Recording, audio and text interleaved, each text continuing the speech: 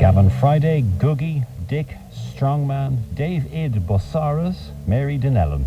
These were the Virgin Prunes. Formed in 1977, the band's performances mixed punk, pop and performance art. And this week, Mute Records are reissuing the work of the Virgin Prunes on 5 CDs. Main man Gavin Friday has been telling me about the group, starting with that bizarre night on the Late Late Show. It was 1979. I'm not sure. I think it was the summer. When exactly did John Paul too? It was very shortly after John Paul, I think. Was it after? I think it might only been about a week or so afterwards. It was around the week he was there, and there was just euphoria. I mean, he played his sellout gig, you know, 1 million people in Phoenix Park, which I actually attended. And it was that week, there was just euphoria in the country. The country had come to a standstill, and we appeared on the Late Late Show. And we performed that song, Theme for Thought. I mean, we were 19 years of age. We were only babies, you know. We actually knew that the sort of the din, the musical din that we were going to go to would never be allowed. So in rehearsals, we just did the bass line and whispered the words, and it was nice and calm. And we had an extraordinary thing where, in them days, one of our best friends, and still is, a girl called Sharon Blankson, who now works at U2. She was from Tala and Black. She was almost like a female Phil Lynott. And but she was a punk, so she had sort of like big hair and makeup and smoking cigarettes. And we had her in the background, and then the way we dressed and had makeup, and it was just even visually like to see sort of a black girl in punk clothes and to see people in punk clothes, and then us actually turning the amps up and screaming, "Why should I be like you?" At the camera angle, I mean, it was like the director, like, turn, quick, go to audience, get away from those. And you could actually see people holding their hands to their ears in shock, and then it turned to gay. Did he ever forgive you? We weren't actually allowed on RTE for about 1.5 years. They said, no, Right. we were, I suppose we were banned. Forgive us, there was, I think his radio show was chock-a-block the next week with How Dare They, and he loved it for that reason, you know. Anybody would, any broadcaster would. Absolutely. Yeah. The theme of the song is about being different, and I mean, to an extent, that's what it was about. We took, as young fellas, we took the sort of punk philosophy very, very seriously. And I mean, Ireland 20-odd in the late 70s was a very, very different place than the Ireland today. The word, the anthem for punk was No Future. There is no future. And it felt like that. You know, our choice was the dole queue, or if you were lucky, a job in the civil service or the bank. Punk came along and says, you don't have to put up with this, you know, spit in the face of the civil servants or the banks or whatever. I'm not picking on civil servants. This is just like, it was like, and be yourself. Don't let people tell you what to do. And weirdly enough, we were being told, sort of in a very silent way by the Christian brothers who educated me, the word university or art school didn't even come into the circumference because I was from the north side and we couldn't afford it anyway. So it was like, why should I be like you? Don't you tell me what to do. And what a great thing for a young person to go out with that attitude. Should I talk? The other thing that punk also told you was that you didn't need to be technically excellent, that you just needed to want to do it, and you needed imagination, I suppose. Yeah, because like what dragged me into music was in the early 70s as a 12-year-old, the world of Bowie and Roxy music. And then you start discovering the Beatles and such. But I saw those guys almost like they were Mozarts and Beethovens, which isn't too far away. I mean, the Beatles... Well, they were musically excellent, Bowie and the Beatles. Genius. But like, I had this image that you had to actually, you know, go to university and be some sort of genius to actually even pick up a guitar. And punk gave us the license to say, no, just learn 3 chords. And if you don't know how to play the guitar, just make a noise. Just bang a drum. I mean, Strongman, who ended up being the Virgin Prunes bass player, was chosen bass because he looked like a bass player.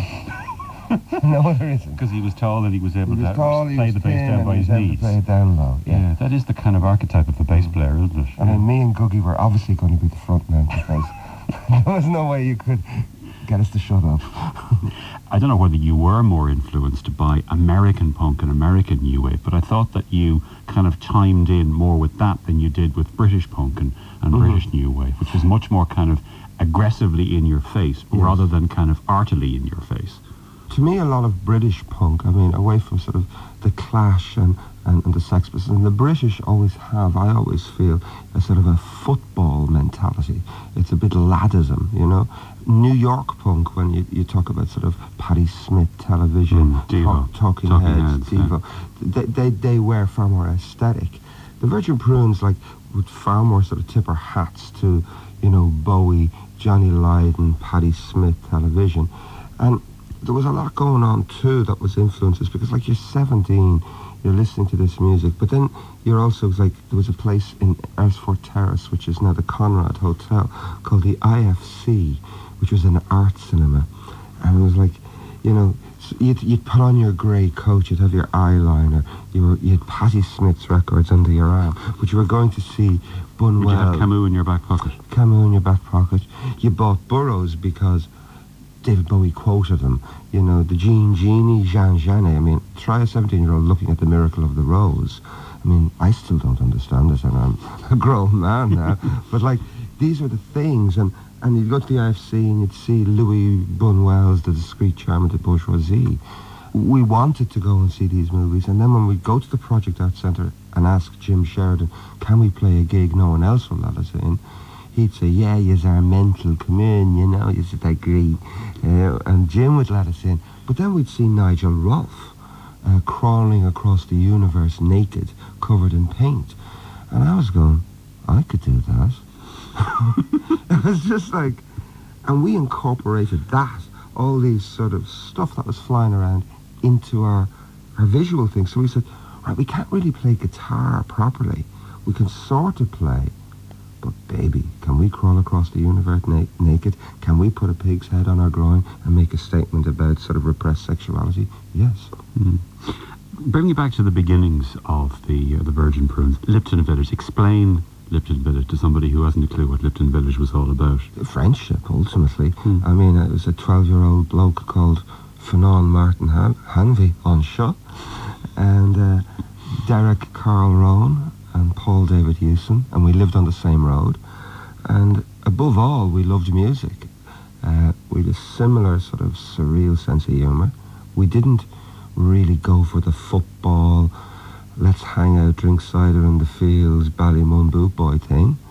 And just some way, you know, like sort of the dull, sort of grey, sort of north side Ballymun streets became the boulevards of Lipton Village. We just went there. Fanon became Gavin, Paul became Bono, Derek became Googie.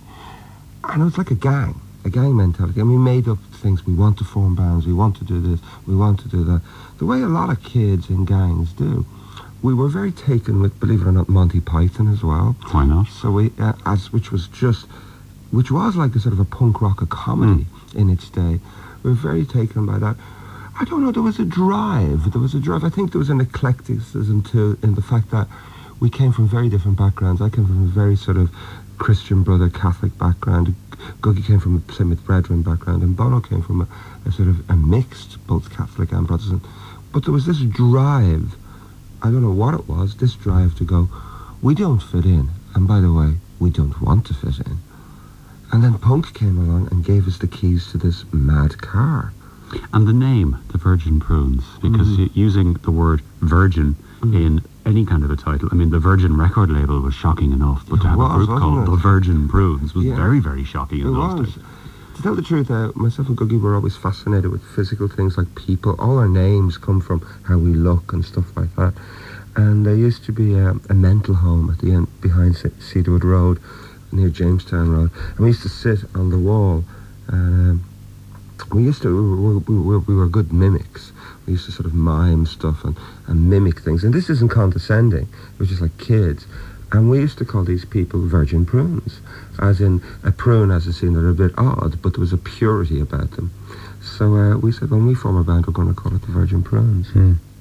Let's just, I want to talk a little bit more about the early days, but let's just hear a piece of music and a little bit of what the Virgin Prunes were all about. This is one of the tracks on the reissued material.